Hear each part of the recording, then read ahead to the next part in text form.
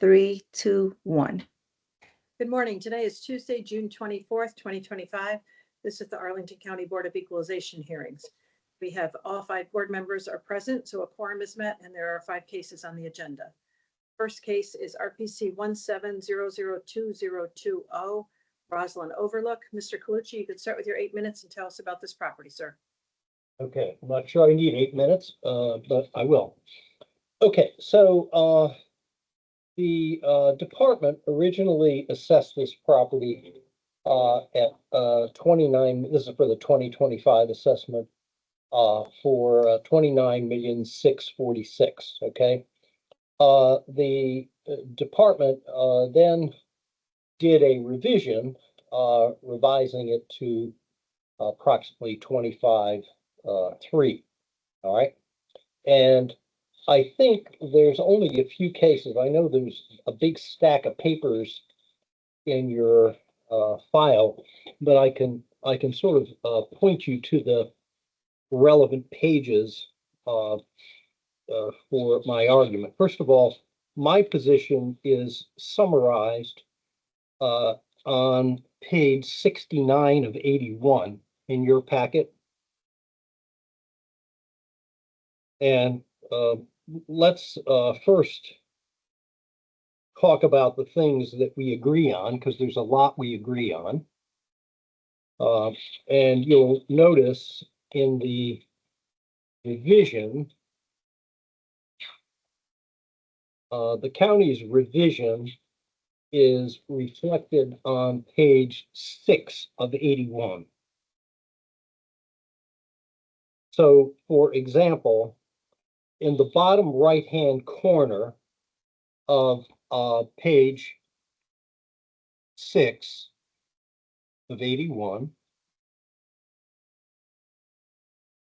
Okay, in the bottom right-hand corner, you'll see that the county, in its revision, came up with a deduction for rent loss, TI, and commissions of $33,028,000. Now, if you look at my summary, which is page 69 of 81, I came up with an adjustment of 29,553,590. Okay, so the county is actually allowing for a larger adjustment than I had calculated, and obviously I don't have an issue with that. All right. So we are sort of in agreement, at least as to the methodology of the adjustment. What we're not in agreement with, okay, if you look also on page 6 of 81, where they summarize the revision, all right, and if you look at that, I guess it's 1, 2, 3, the third column from the right. This is on page 6. You'll see that initially, okay, and by the way, what we, if you look at my page 69 of 81,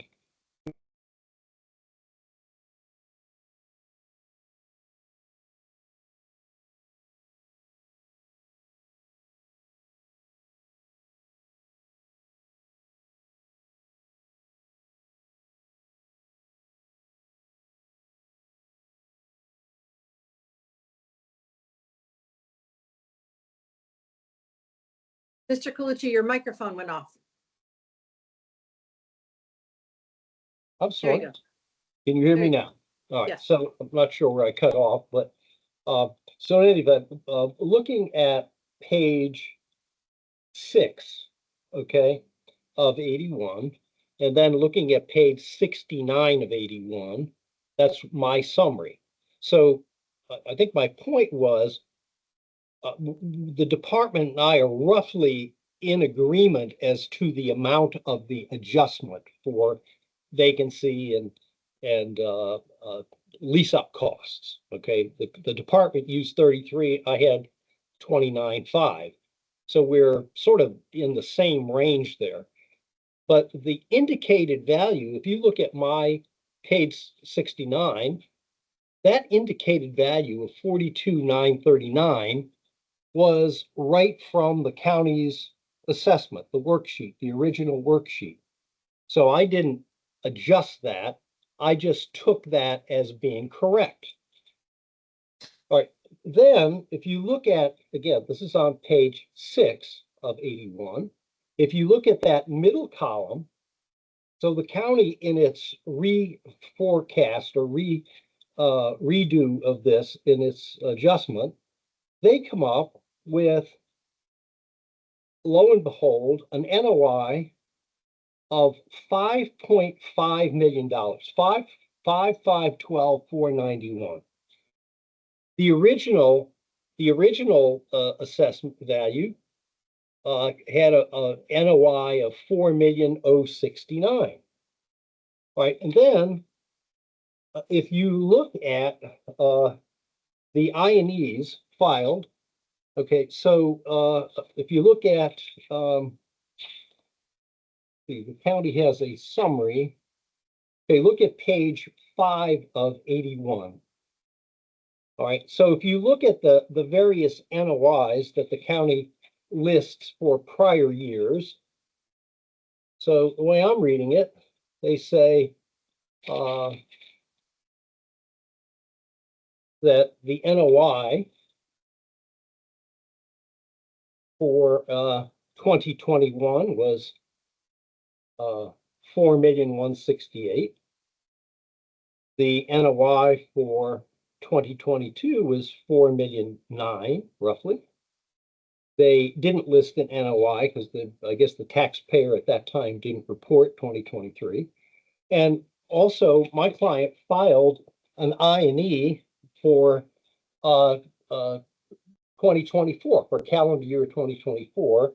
That I&E was filed with the department, and that I&E showed a reported NOI for 2024 of $3,005,314. I don't know why the county didn't include the most recent I&E, but that's what it showed. So what I can't understand is how the county, when we have NOIs of roughly in the range of $4 million for several years, in the projected year where the building is 92.1% vacant. This is a vacant building, essentially. How they can forecast an NOI of $5.5 million. That's $1.5 million more NOI than any other forecast over the last 5 years, when the market is in free fall and the building is 92.1% vacant. So I just don't understand it. So I would therefore request that in accordance with the request I made on page 69 of 81, that the BOE reduce the value to 13.4 as we have requested, based upon. Time is up. Yeah. I think I was done. That's it. Okay, thank you, Mr. Colucci. Mr. Peralta for the county, please. Yes, good morning, board. As we're looking at Roslyn Overlook, that's in the Roslyn submarket, it's important to point out a certain timeline, and I'm gonna go through certain dates that with respect to this property, because there's a lot to unwrap as far as the history, the background, and where we are today.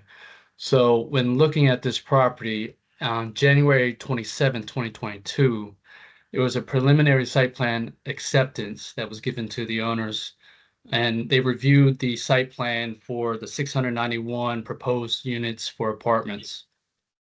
And although it's not a bona fide approval of the process, they gave them certain steps as far as steps to cure, or things to cure prior to submitting for the final approval of the property for the redevelopment into residential use. The property was then purchased by the new owners January 5th of 2024. We heard this case last year, and that BOE case was held August 27th of 2024. Now, as I'm going through this later, if you guys had any questions as far as the dates, I know there's a lot to go over, but I'll do my best to kind of recap and associate these dates with what we're looking at today. So during the BOE case from last year, the narrative was that GSA was condemning their lease and they were receiving no rent income. And as you see in the summary report, the 2023 INE was not submitted by the previous owner. And so when the new owner took over, we didn't receive any income with respect to the property, just the expenses, as you see in column C of the summary INE report. Upon review this year, on page 47 of 81, there's reference to the GSA lease, and they were currently in holdover status since May 23rd, 2024, well before the 2024 BOE hearing. And, that's just a point of reference I'd like to point out. We received this termination clause that's included in the packet for the GSA lease, that states that the GSA will terminate their leases January 31st, 2025, which is after the valuation date that the county put forth for the 2025 valuation. We see that currently in the property, CoStar is showing that there's no leases available for the property. So that, as far back as January 27, 2022, the understanding of the owners is they weren't pursuing to keep this property as a office building, but rather convert it and redevelop it into a residential property. Another point of reference, for the 691 units, if approved, the point of reference I'm trying to make is at 78,000 per unit. That equates to 53,898 million. And I know that the current status for this redevelopment is still on hold, but I understand that having this GSA lease terminate as of this year is kind of a step in that direction to redevelop the property. Now focusing back onto our page 5 of 81, as far as the valuation, the current valuation at 29,379,500 or 600 equates to about $98 per square foot. As we see with other redevelopments in the area, from office conversion to residential, the sales that we've seen are almost equal to like $100 per square foot. Upon receiving the 2024 INE that was submitted and reviewed this year, upon review, we did note that there was subsequent income with respect to pass-throughs, other income that wasn't noted or wasn't captured in the initial 2025 assessment. Therefore, upon retesting, we did find that the resulting NOI resulted in a higher valuation ultimately upon retest. But then with the addition, you'll see below the line, it's not quite clear exactly what was done as far as the excess vacancy deduction, but I did note that in the comments to suggest that although the reporting vacancy in the property was 171,527 square feet, the county, upon review, did take in consideration at the later moment when Mr. Colucci produced the termination clause that the GSA lease would be out of the building this year. So therefore, as we've seen with other excess vacancy properties, I made an additional deduction below the line for that GSA lease. And so if you turn to our page 6 of 81, you'll see that the vacancy as of the data value, or as of the test, was equal to 274,299 square feet, therefore representing a 91% vacancy on the property, and deducting the normal deductions below the line. You'll also see that in the excess vacancy deduction, we are equating that rent at $33 a square feet. Now, after ingesting, if you see the TIs that we've allotted for that vacant square footage at 21,884,400, we believe that $33 after putting almost 22 million into the property would be more than fair. Looking back at the submarket in Roslyn, you'll see on our county guidelines that average Roslyn submarket is equal to $48.50 per square foot. Again, this property is being valued at $33 a square foot, and after taking the deductions of 28% above cap, you're looking at a net rent of $23 a square foot. Whereas in the rent roll itself that was submitted in 2024 INE, the average rent is $41 a square foot. So with that, I know there's a lot that I went over, but the county's open for questions, and we do ask that the county, that the board confirm the revised assessment. Although at the revised assessment, we're at 25,132,700, which equates to, I believe, $88 a square feet. I guess the county rests, and we're open for questions. Thank you. Okay, thank you both. Questions from board members? Mr. Hoffman. Yeah, Tom, there's references to the ground lease or ground leases in the contract. Can you tell me, does that have any impact on the value of this property, No, these ground not leases? at all, not at all, because the owner owns both the ground lease as well as the underlying fee. For tax reasons, a lot of times they keep the old lease in place.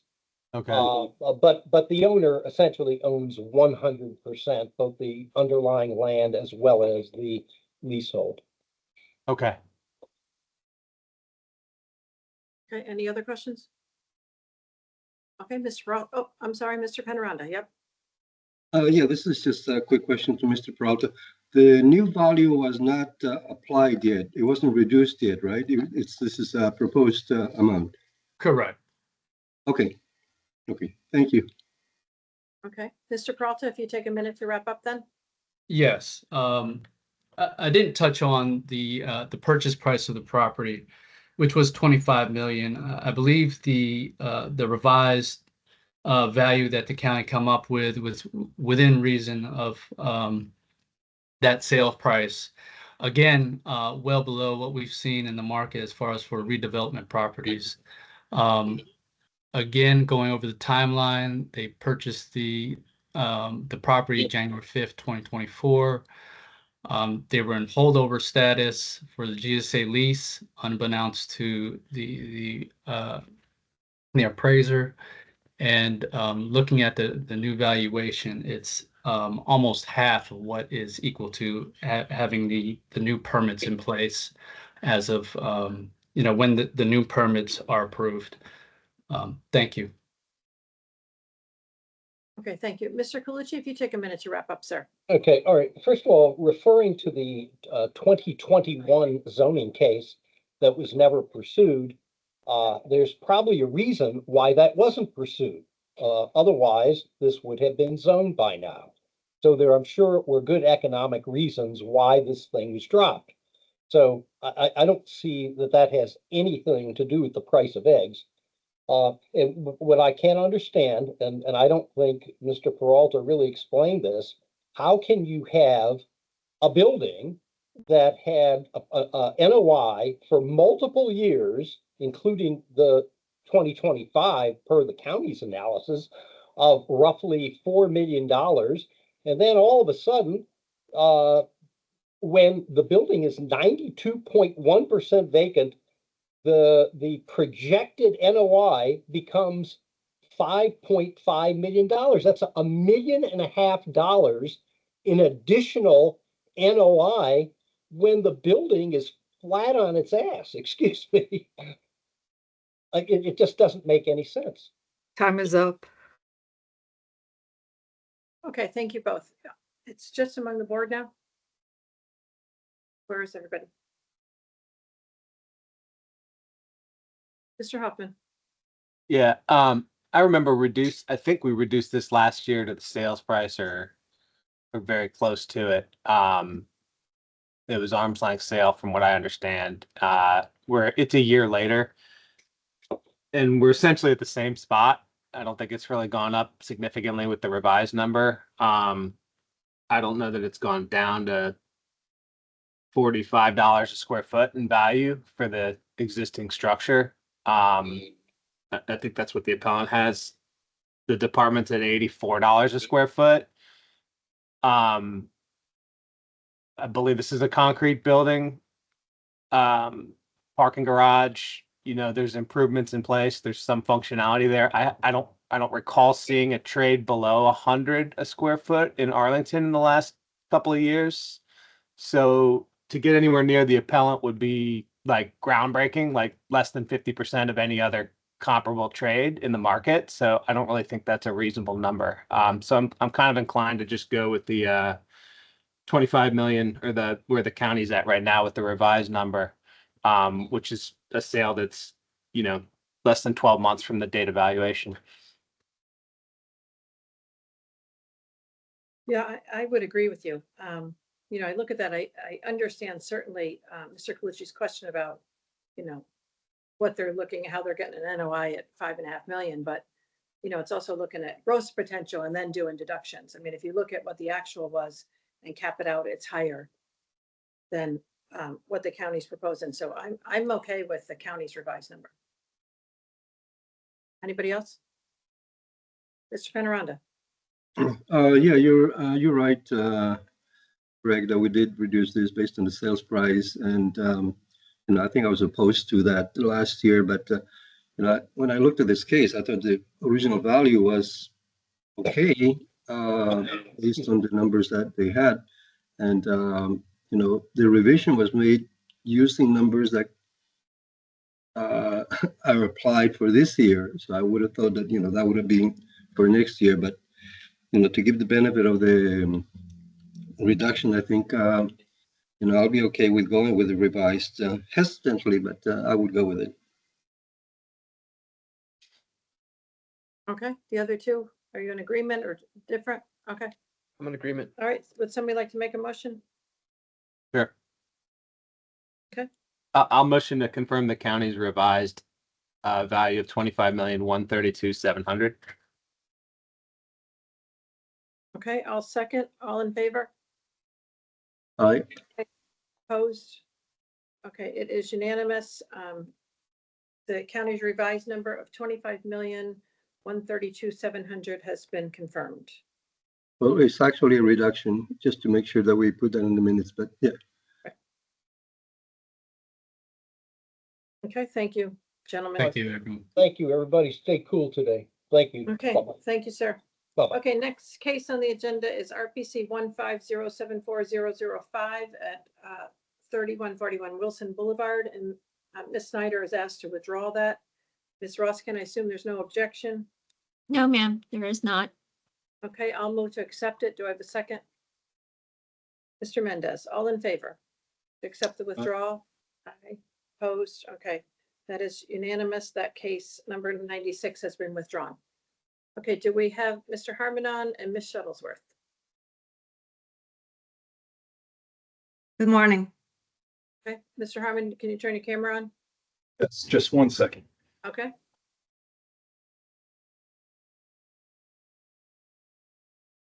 There we go. Okay. The next case on the agenda is RPC 1602102A at 1001 Wilson Boulevard. Mr. Herman, you can start with your 8 minutes and tell us about this property. Yes, thank you, Madam Chairwoman, members of the board. Good morning. So this is the London and Normandy House Apartments in Roslyn. This is a 196 unit apartment property that was built in 1965, and it still has many of the original features. Now, as you can see from the operating history of the property, we are not contesting the county's income, vacancy, or expenses used for the assessment. To this extent, we've applied Virginia law to the analysis and used the property's actual 2024 NOI.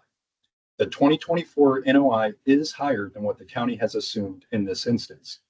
However, the assessment imputes a cap rate that is not reflective of market, which, even at the county's lower NOI, results in a value that is greater than fair market value for the subject property. So the issue on appeal is the cap rate. As it stands, the county's cap rate on this assessment is a loaded 5.95%. Now, I said loaded, that's important. What loaded cap rates for multifamily properties in the county means is that the overall cap rate includes 3 different elements. There's the base cap rate, which for this property is 4.717%. To that is added the tax rate of 1.033%. The third element is replacement reserves at 0.2%. So that's how you get to the 5.95%. Looking for comparison to market cap rates, you want to use only the base cap rate, which for this property is 4.717. We find this 4.717% base cap rate is not supported by market data, neither sales nor surveys. Now, this is important. It's an important distinction we'll encounter all year is the county uses loaded rates and bumps it up against unloaded rates. So we have to adjust one or the other so that we have an apples to apples comparison. Either we need to load the market rates or we need to unload the county's rates. Either will get us to the same spot of having an apples to apples comparison. Now, the county support on page 20 of the appeal makes this exact error.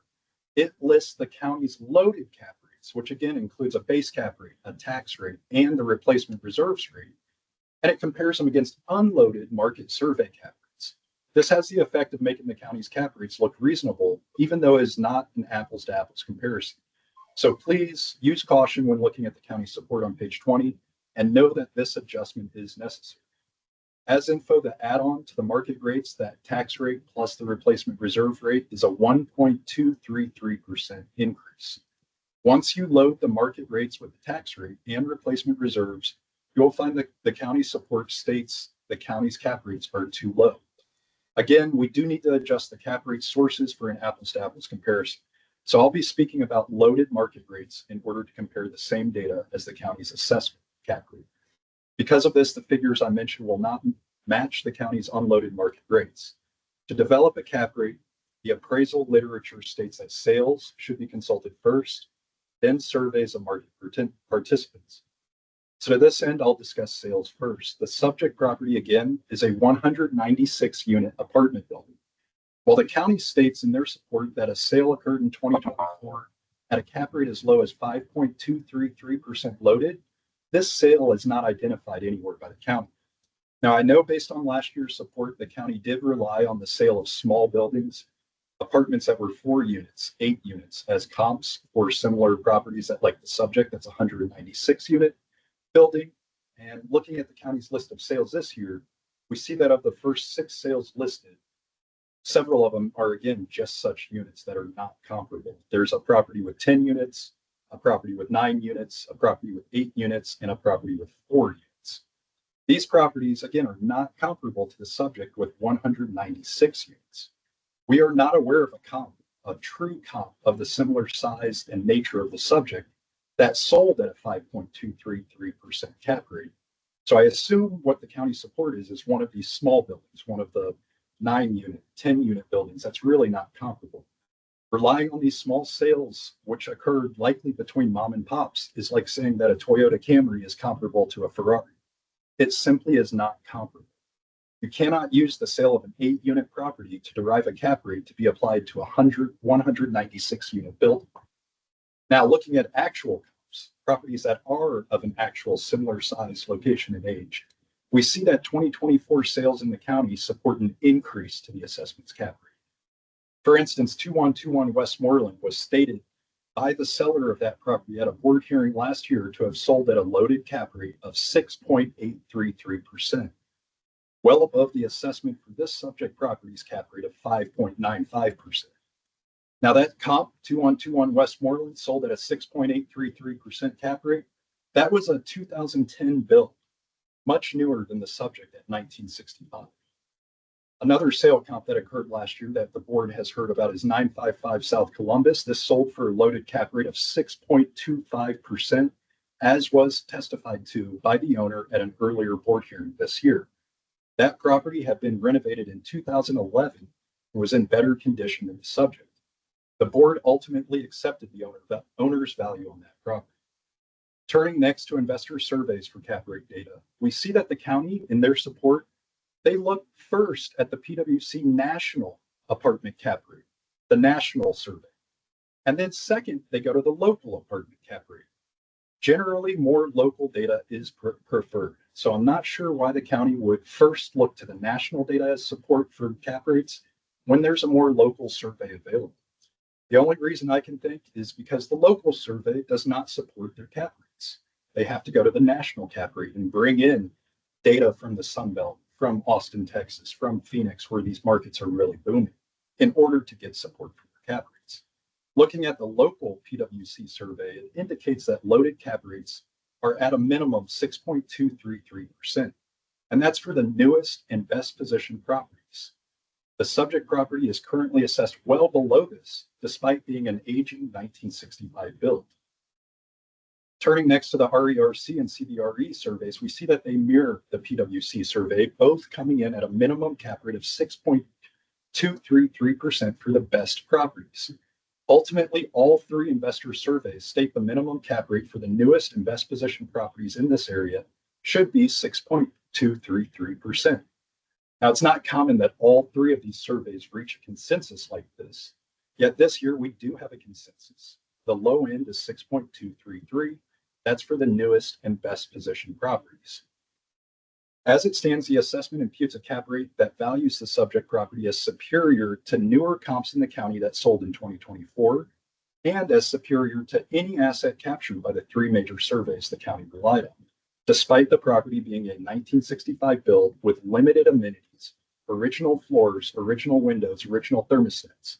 This is clearly not the case. To this end, based on 2024 market sales in the county and in investor surveys, we respectfully request the board adjust the assessment's cap rate upwards by 68 basis points, which combined with using the property's actual 2024 NOI results in a value of $59,710,900. Thank you. Thank you, sir. Ms. Shuttlesworth for the county, please. Yes, good morning, board. Good morning, Jordan. So this year was the third time I've been reviewing this property. I also visited this property on June 2023, and I'm quite familiar with it.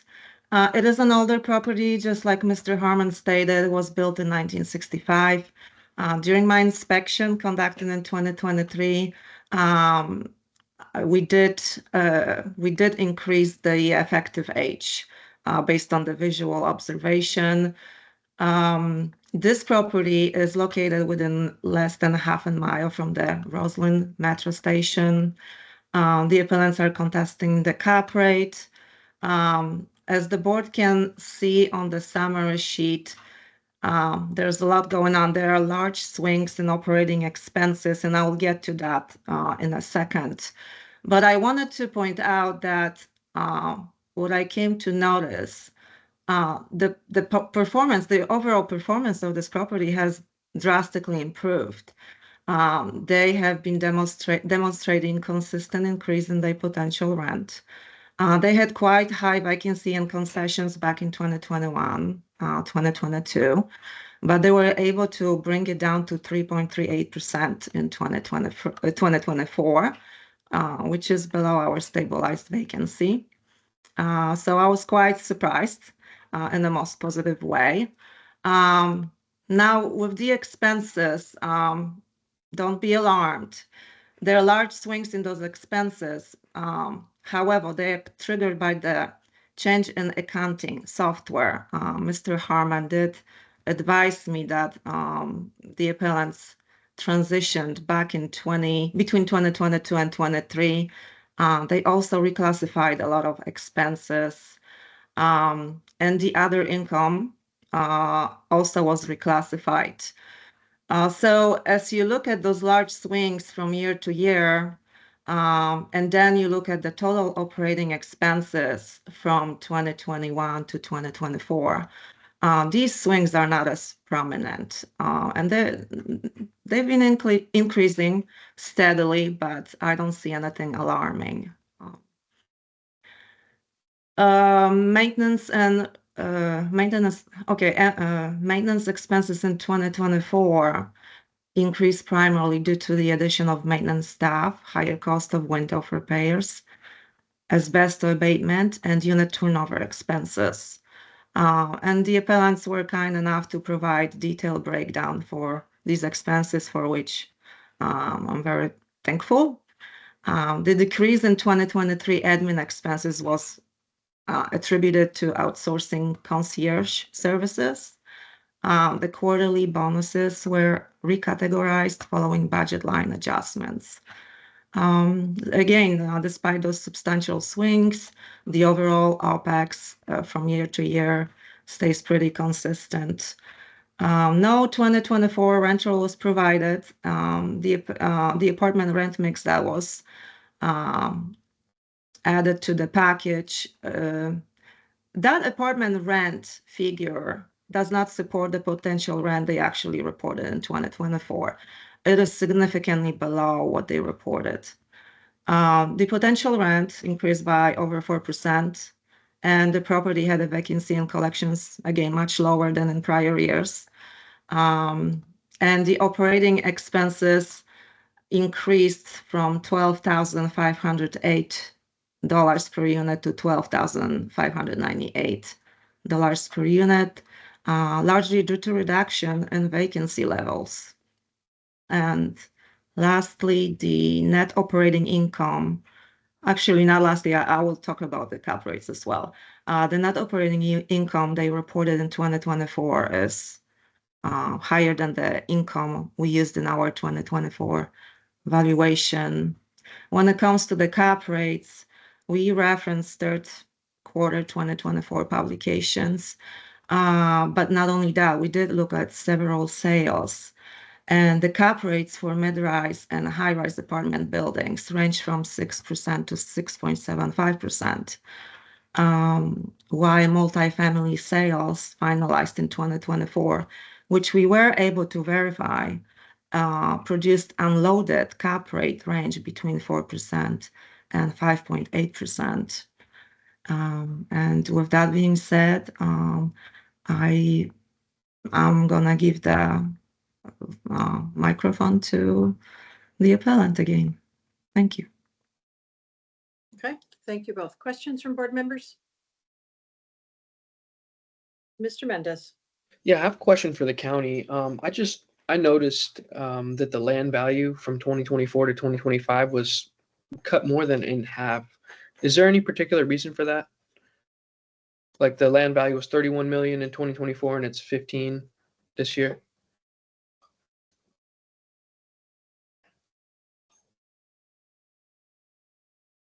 I think you're muted. Thank you. We decreased the land rates from 86,000 per unit to 68,000 per unit. I'm sorry. It could be reallocation as well. Are you looking, I'm sorry, Mr. Mendez, which parcel exactly are you looking at? I'm looking just on page 1, the whole economic unit, just the value went from 66 to 63 million, but just the land portion there. Okay.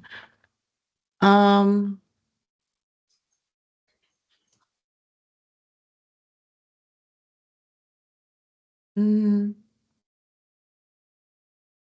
I am not sure. Part of it could be reallocation, but the land rate did decrease. I will have to look at the exact difference from 2024 and 2025. Unless, let me look at the commercial worksheets. I just didn't know if there were any outside factors that might affect the value. No, there were none. So yes, so the value decreased. The unit value decreased from $86,000 to $78,000 per unit. And that resulted in that big of a drop on the land. I mean, it's a little bit arbitrary. Yeah, yes, it is. It That's is. if there's nothing directly impacting the land, then that's fine. So what Yeah. are you, Mr. Mendez, what are you showing as your total value? Which are you looking at an individual parcel or the economic unit? The total? economic, altogether. Okay, so I do believe that there was a reallocation of the units between the parcels, and the only thing that I show for the land is that the land value was lowered. It does show that it's a 52% reduction, but it was just the change in the land rate. I'm looking for anything else that I see here, but it just shows that the Okay, again, I was just looking for some kind of outside factor. If it's just okay. the moving around. I know it's a huge adjustment, but that's the only thing that is showing me here as far as the change in the rate. Okay, thank you. I appreciate it. Okay, other questions? No? Okay, Ms. Shuttlesworth, if you take a minute to wrap up, please. Again, the property has demonstrated a consistent increase in the apartment income, decrease in vacancy and concessions. The vacancy and concessions were below our stabilized vacancies and concessions. The NOI we used in our 2025 valuation was actually below the NOI reported by the appellants in 2024. And I asked the board to confirm the assessment of $63,130,700. Thank you. Thank you. Mr. Harmon, if you take a minute, sir, to wrap up. Yes, thank you. So the issue on appeal again is the cap rate. Sales in the county of better positioned, newer properties support a cap rate increase. Surveys also support an increase. A minimum of the consensus surveys was 6.233%. That's for the best positioned, newest properties in the county. Obviously, this property is a 1965 amenity lacking property, would not be at that 6.233% cap rate. If we were to look at the appropriate surveys, the RERC Tier 3, what I was speaking to was Tier 1. Tier 3 would result in a cap rate at a minimum of 7.63%. The CBRE Value Add survey would result in a minimum cap rate of 6.733% loaded. Both of these are in line with the sales. And finally, we have a lot of discussions with investors of this property type in the county. Every discussion, almost to a T, says that the minimum loaded cap rate is 6.233%, right in line with all these other data points. Thank you. Okay, thank you both. Okay, it's just among the board. And as they mentioned, it's a cap rate issue. So we're our folks. Mr. Mendez. Yeah, it's interesting to see a residential building that's 97% occupied going down year over year. I don't think we oftentimes see that.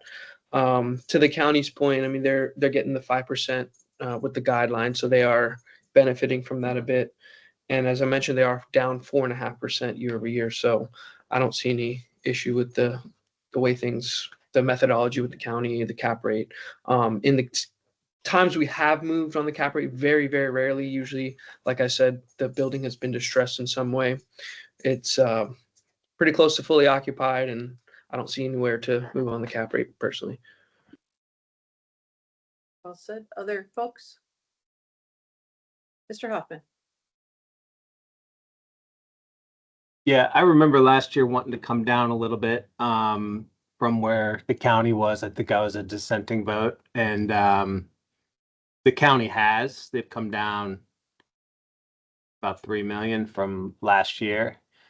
And that's in the backdrop of 7% NOI growth for the property. So it's pretty clear to me the rents are moving up. They're probably starting from a pretty low level relative to other neighborhood rents. So you've got some room to grow. 7% rent growth from 23 to 24, or 7% NOI. So that's net of expenses. So, when I look at this and I say, what's the cap rate at the county's price of 63 million, and I can account for taxes and call it 5% rent growth, which is, I've heard anywhere around 6% is the last year in Arlington as being kind of the average. So at 5, I come out to a 5.51% cap rate, and that's after taking the taxes out of the NOI. So to me, a 5.5% cap rate for a property in that location, where it's essentially fully stabilized, covered land play for premier kind of DC waterfront views in the future, is very reasonable. I could see an investor saying, I'll take a 5.5% coupon and sit on this land for a while. And, one day I'm going to have premier office tower or premier residential tower, but in the meantime, 5.5% is a reasonable return on investment. So in a long-winded way of saying I'm okay with where the county's at this year, and I'd support the 63 million. All right. Anybody contrary? No. Okay, would somebody like to make a motion? Mr. Hoffman? I'll motion to confirm the county's assessment at 63,130,700. Okay, and Mr. Mendez is second. All in favor? Opposed? Okay, it's unanimous. County is confirmed at 63,130,700. Thank you. Same folks. Next case, number 4 on the agenda, RPC 1405119 at 4420 Fairfax Drive. Mr. Harmon, you can start with your 8 minutes and tell us about this property. Thank you. So 4420 Fairfax Drive, we're all familiar with this property as we've heard it over the past few years. If you recall, this property did sell in a widely marketed, competitively bid transaction on March 7th of 2023. That sale price was $11,150,000. Now, the county does not contest that this sale was a fair market transaction. Why we are here today is that the county has assessed this property at a 171% growth to the 2023 sale price by using the county's land rates that are not based on any market sales. Essentially, the county contends not that the sale was an invalid sale, that's accepted. The county contends that the value of this property has increased 71% since the date of sale, despite conditions at the property and in the market remaining largely unchanged since that sale date. The county has provided exactly 0 sale comps on which their land rates are based, which is not in accordance with Virginia law or generally accepted appraisal practice. Now, when conducting a sales comparison approach, as the county has done for the assessment of this property, comparable sales are required. The county has provided no comparable sales to support their value and has completely ignored the recent sale price, which is to be given substantial weight according to Virginia law. So not only has the county failed to provide recent sale comps that support the assessment for this property, but the county has ignored the recent sale comps that support the sale price. Now, we're going to hear throughout this season multiple land properties where the narrative is the same. Land sales in the county over the past several years are all well below the county's land rates. You have the Roslyn Gateway, you have the Silver Diner site, you have One Roslyn, you have the Subject property. All of these land properties sold in the past 2 years for a fraction of the county's land rates. Yet the county still assesses at their rates that are not only not supported by comparable sales, but appear to just be pulled from whole cloth with no support. Now, this property, the 2023 sale price, is the best indication of the fair market value of the property.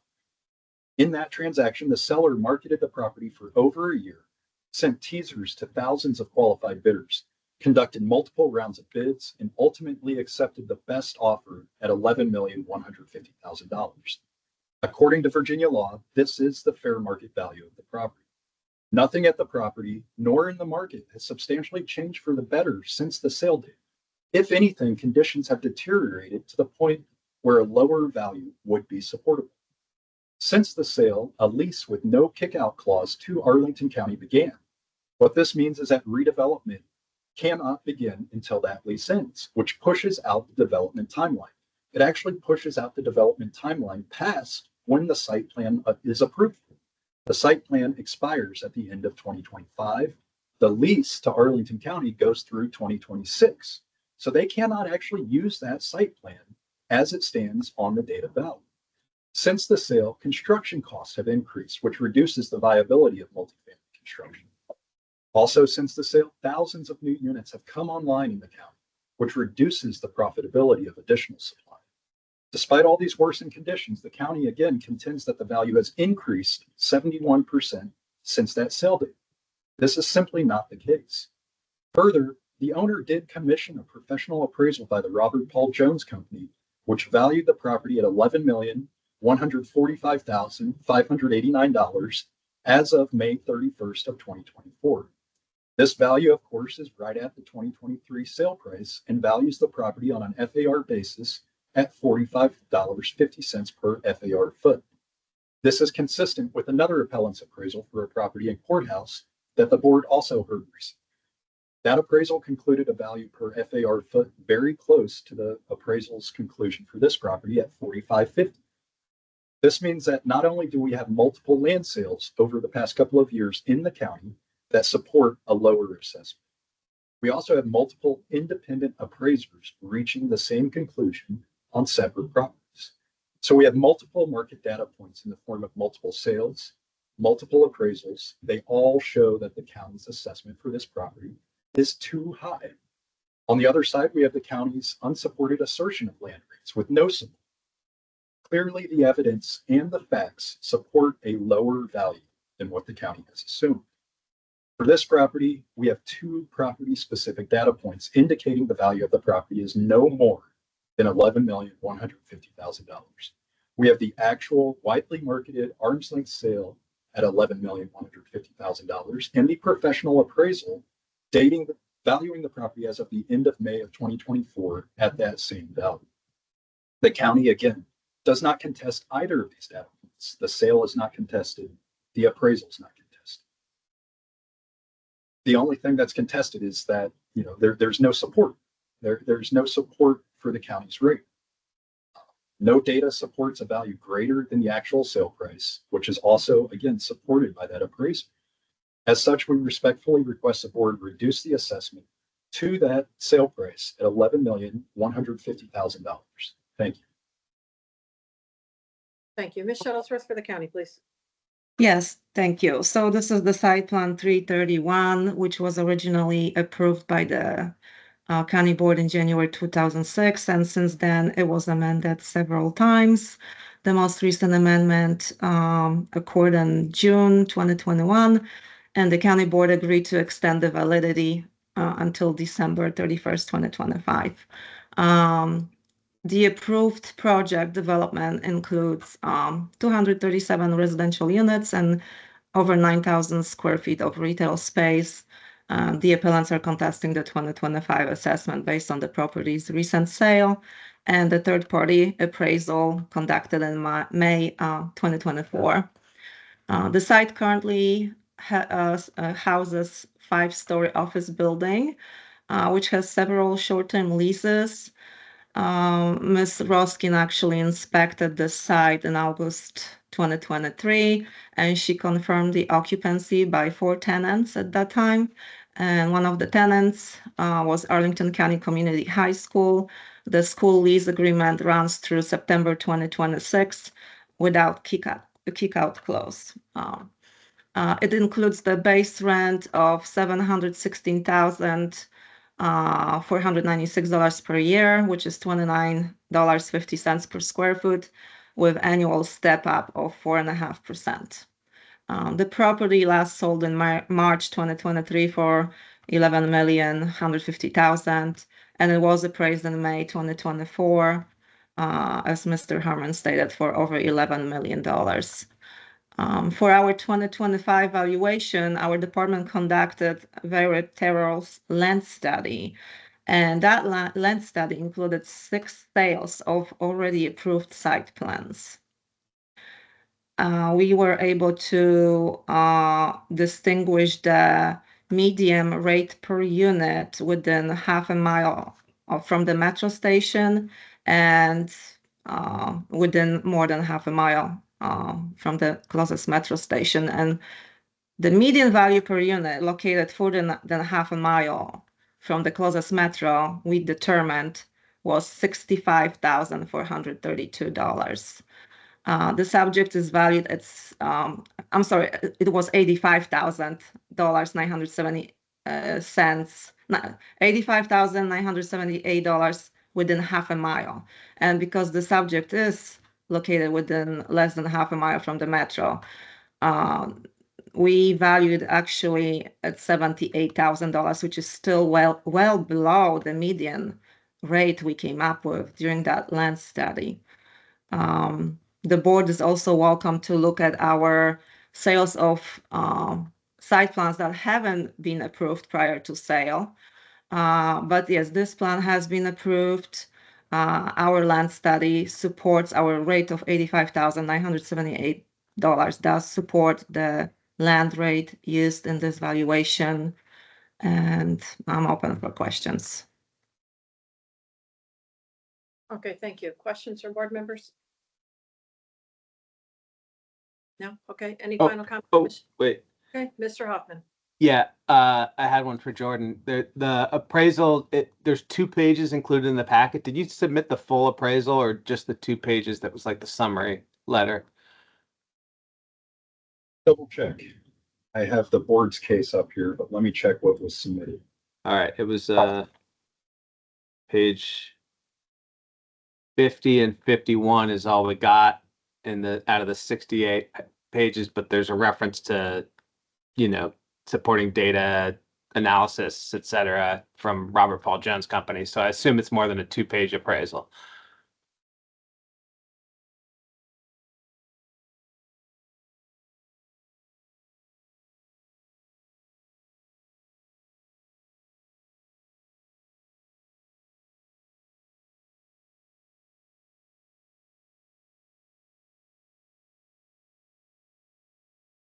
Can I ask Annette something while we're waiting? Sure. Okay. It was just 2 pages. Oh, wait a minute. Do you have an answer, Mr. Herman?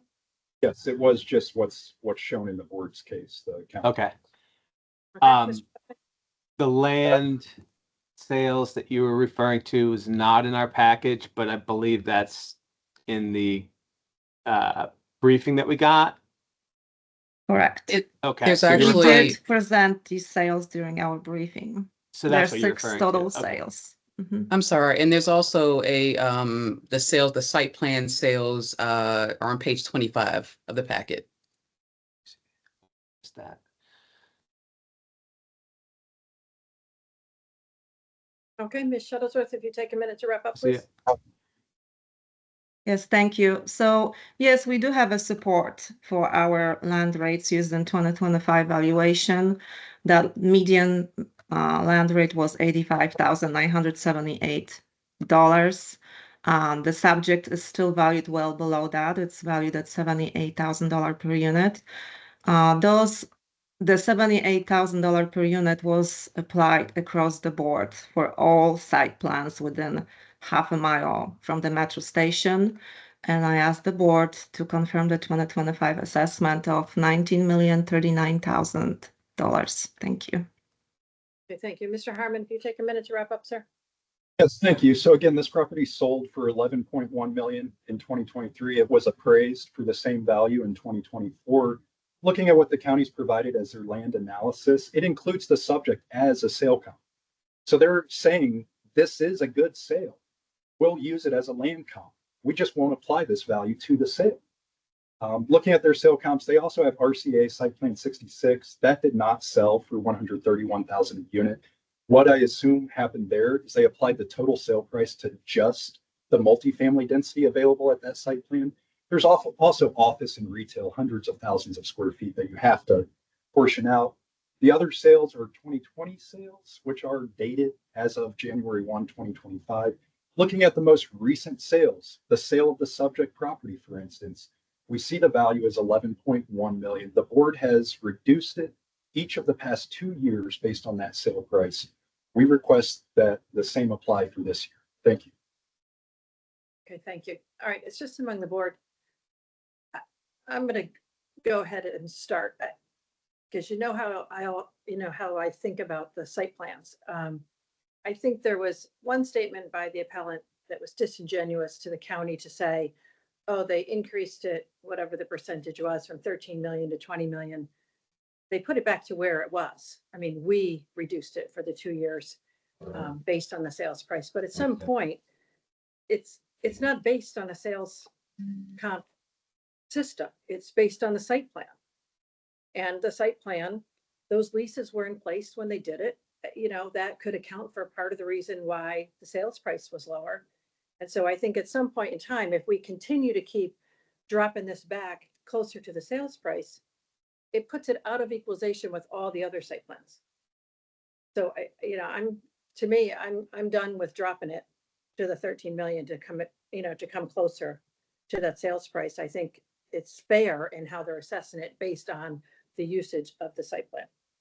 So I don't know what everybody else thinks, but yep, Mr. Yates.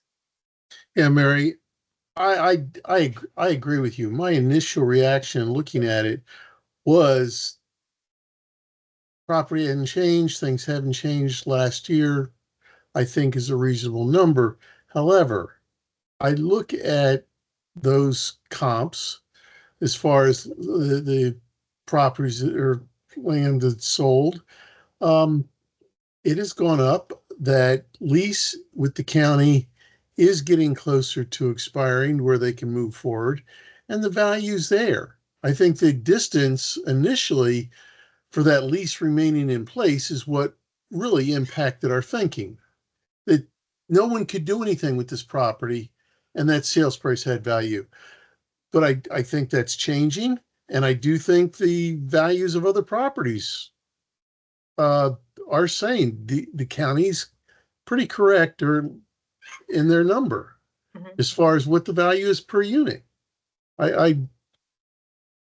shifted in where I was thinking, the more I looked into this one. Okay, Anyway. other folks? Mr. Hoffman. Yeah, there ain't no way that property's worth 78,000 a unit today. There's no way. Like, sorry, full stop. It's not worth 78,000 a unit. So we get that out of the way. Start to look at the sales comps, and we're talking about a median that includes a 2020 sale. Can I just ask you a question while you're there? Yeah.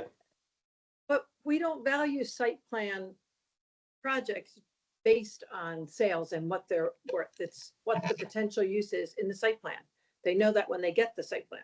That's the use, but the value has to convert to dollars. So to convert it to dollars, the county's taking 5-6 land sales, and they're extrapolating a per unit price and then applying that to the site plan approved number of units. Mm-hmm. So they're using a sales comp to come up with the $78,000 as the median. And that includes Madera, which was sold in 2020 for 0 interest rate money at 109,000 a unit in Clarendon. Like, you got to throw that out. We're not in that world anymore, right? So, that's why I was hoping we had the full appraisal from Robert Paul Jones, because they're gonna look at the comps and discount them based on being too old, right? 5 years old is, you got to throw it out the window right now. So really all we have to go on is the 2024 Macy's sale. And let's look at that property, right? 62,696 a unit, 319 units at probably the best site left in Ballston. with a pre-lease to a premier grocer. They didn't close until they got the lease done for the ground floor grocery store. This building's got to go 6 stories underground to build parking because the footprint is so small, which is going to be extremely cost prohibitive compared to the Macy's site. So, 62,696 per unit, which is what the county's got. There's no way it gets more than that, right? Like it doesn't seem right. Right, I guess my thought is, I understand all of those costs. And possibly that's why it sold for 11 million. To offset that. So, I don't know. Where's Mr. Mendez? Mr. Penaranda, where are you? Go ahead, Mr. Mendez. Yeah, I think Greg makes some really, really great points. Just looking at off the bat, it was a 40% increase year over year. So with that, I was, trying to look around and see any way I can make an adjustment to this. But to your point, Mary, I would feel like we're taking it out of equalization if we're moving on anything else. I mean, the other metro adjacent site plans in the county are valued similarly. Maybe that's something to look at next year as far as methodology. And I understand some buildings can be different, and sometimes we find something we can make an adjustment for. But I don't see it here unless Greg can come up with something. Maybe I don't know where to adjust it to not take it out of equalization. Okay, I'll have a proposal. I mean, All right, wait, can we let Mr. Jose, yeah. talk first, and then you can. No, well, yeah, sure. I agree with pretty much what you said, Mary. I think taking this, especially in this case, I don't really see in the package a lot of argument from the appellant, except that it's a sales price, and we should go back.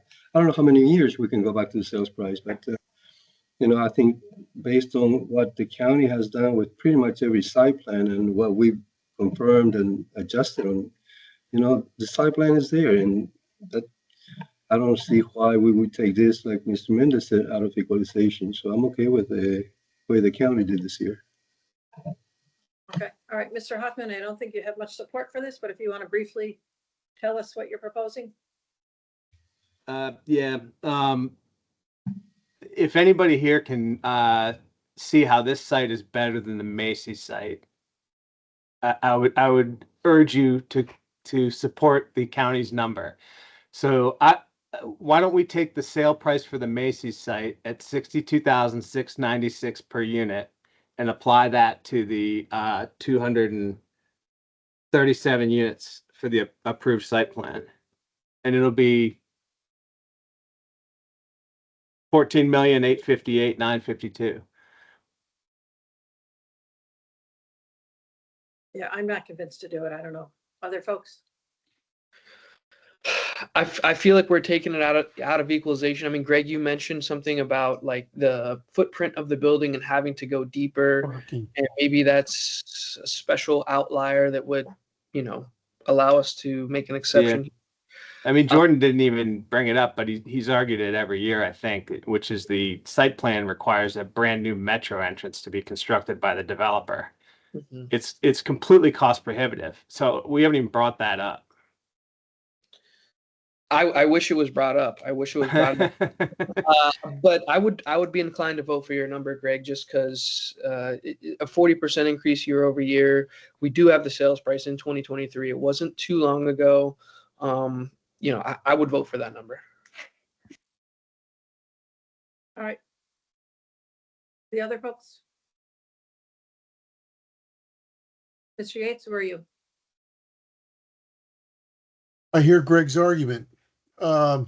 And I'm sitting here looking at the Macy's and the others a little more that, well, they do average out.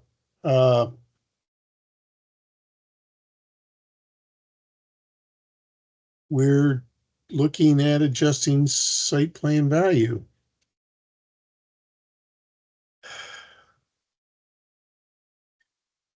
I think a good argument, and now that we're talking about the metro entrance and the parking and things like that, adjustments for this project, which Mary, you brought up, is maybe why it was an $11 million price. Right, and these aren't new things. They were on the original site plan. When it was done, Yeah. so. All right, well, I don't believe, Mr. Hoffman, you have enough support, I can't do 14. so it's gonna divert anyway. So I'm gonna go ahead and move to confirm the county at the 19,039,000. Do I have a second? I'll second that. Mr. Penaranda, all in favor? All right. Opposed? This is interesting. 2 to 3, it fails, but it reverts back to the county anyway. We might need a new motion for fairness purposes. What, to your motion? Yeah. I don't think it's that low. Yeah, I don't think we can do that. No, I don't think I could do that. Okay. yeah, no, so it fails, but the motion fails, but the county's assessment holds because it reverts back on the failed motion. But in fairness, I believe your motion would have failed as well, and it would have reverted back. Okay. Thank you both. And then we have Mr. Esquivel.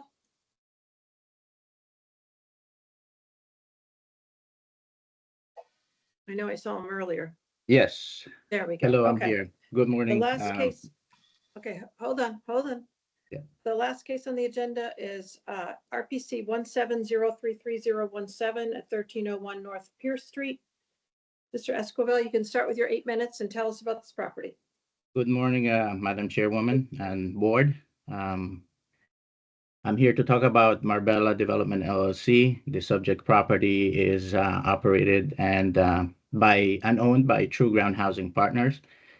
We're a local nonprofit developer and operator of affordable housing in the region. The bulk of our portfolio is located in Arlington County, so we have about 25 properties within Arlington County. So we contribute our fair amount in the way of real estate tax payments to the county. I looked back at 2024, we paid just over $4 million in real estate taxes to the county. So we're not against paying our due share.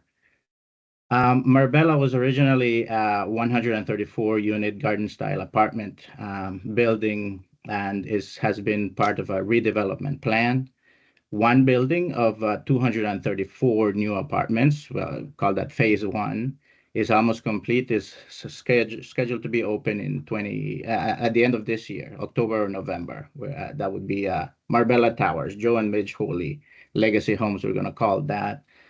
Now we have Marbella Development LLC, which is this subject property. It has 41 remaining units that were not demolished, so we still are operating 41 units. These 41 units sit on the parcel, which will later be redeveloped into 321 units of affordable housing. Probably will be built somewhere around 2026 or 2027, depending on funding. Now, the current assessment is based on the 321 units not yet built. However, the owning entity is Marbella Development LLC, which is generating income based on the 41 rented apartments that we have. And the assessed value of $17.6 million would put a tremendous financial burden on this property. Our petition to the Board of Equalization is to consider the fact that we have the 41 operating units, and thus the income approach should apply. We believe the fair assessment based on the NOI that the 41 units are generating should be $5,251,471.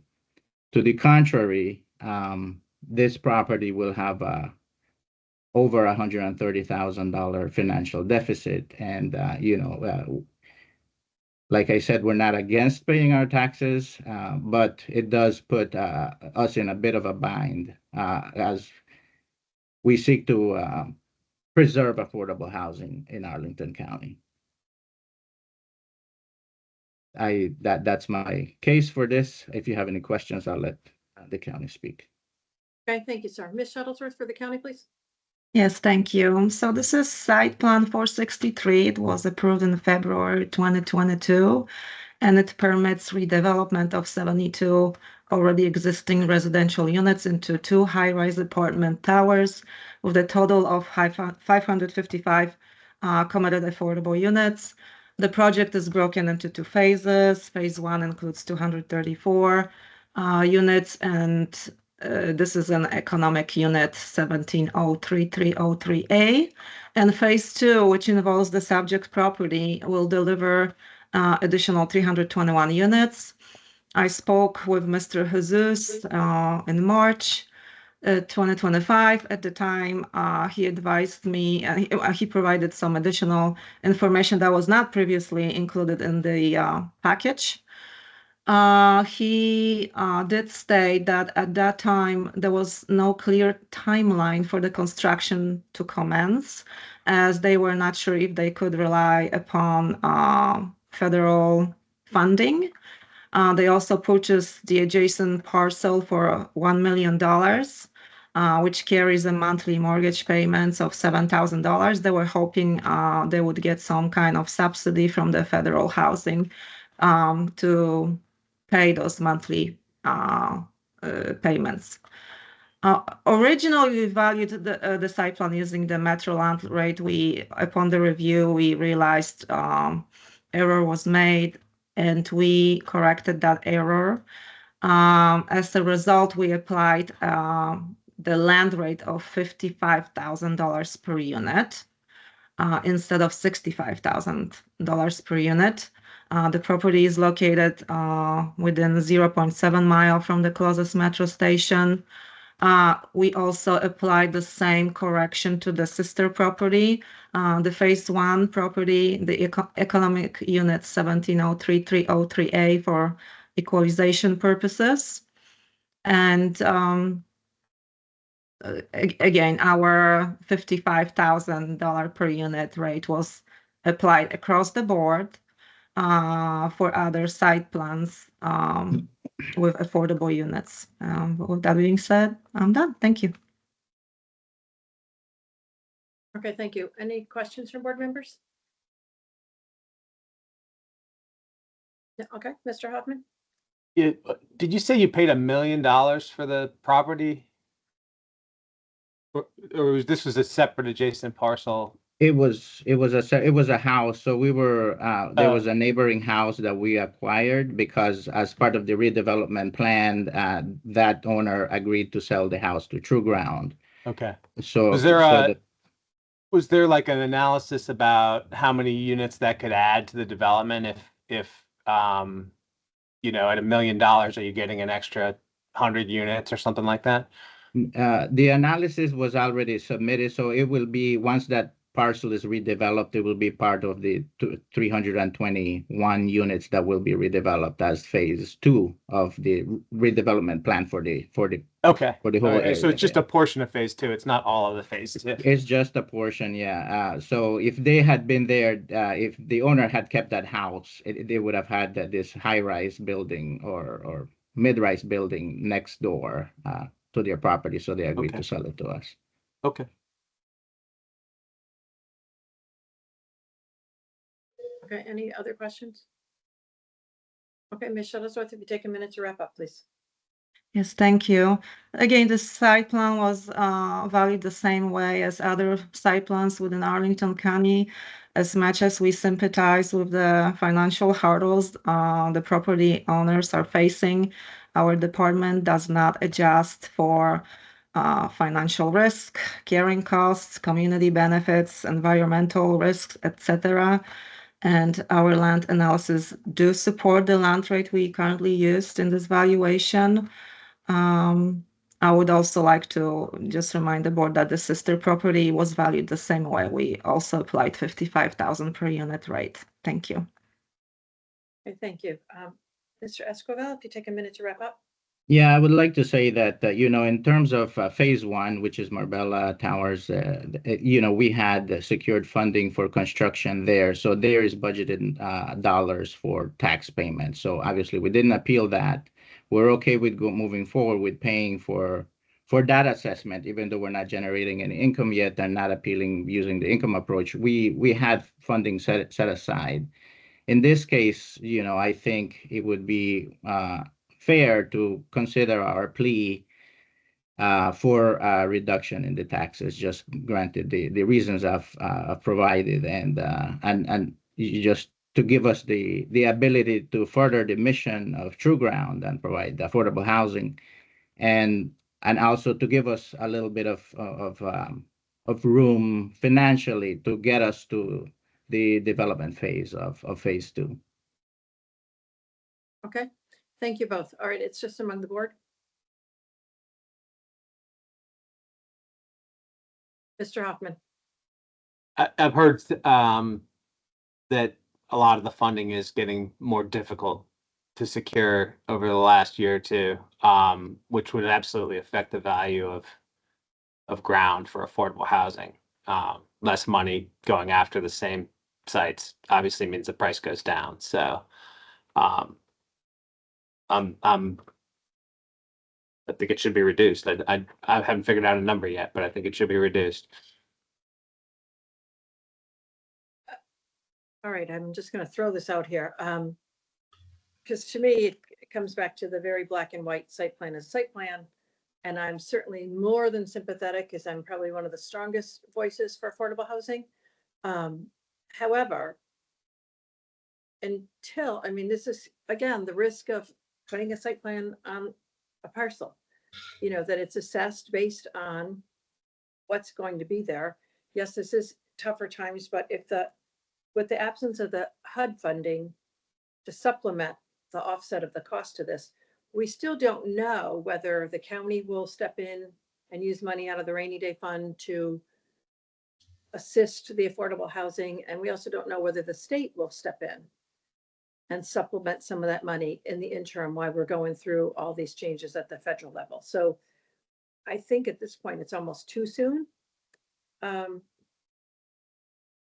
jump on that. But I certainly understand where you're going, Mr. Hoffman. But again, I think it will put it out of equalization with other site plans that are out there that are designated for affordable housing.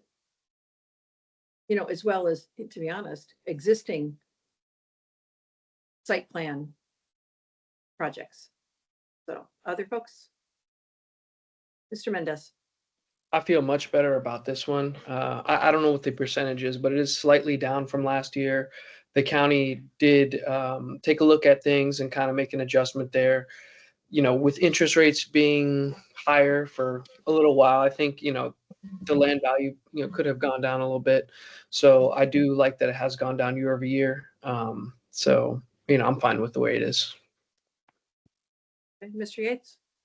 I'm fine with the way it is too. I think things are coming online, starting to, and will be, and it's a development cost, and it's in line with what's the value per unit. I understand where they're coming from, but I think that's part of the development cost. And I'm sorry that HUD's gone the way it has. Mr. Penaranda? No, I agree pretty much with everything was said. I think this is the wrong board to come for relief. We have to look at what the value of the property is based on how the assessment is being made and compared to other properties. And I think it's the way it was done, it was properly done. For the appellant to ask us to value based on just the partial income that they have, that's something that we would never do. And, we have nothing to do with taxes. The taxes are based on whatever the assessment is. So I don't see any way that we can make any changes based on that. Okay. Would somebody like to make a motion? I'll go ahead and move that we confirm that we reduce the assessment to the revised number of 17,656,000. Second. A motion, a second by Mr. Yates. All in favor?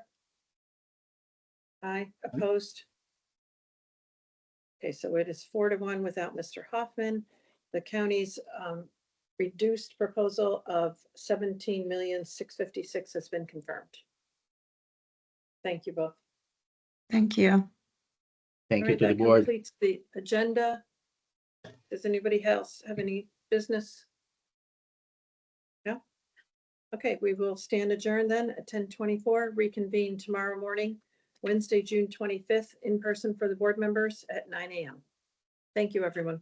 Thank you.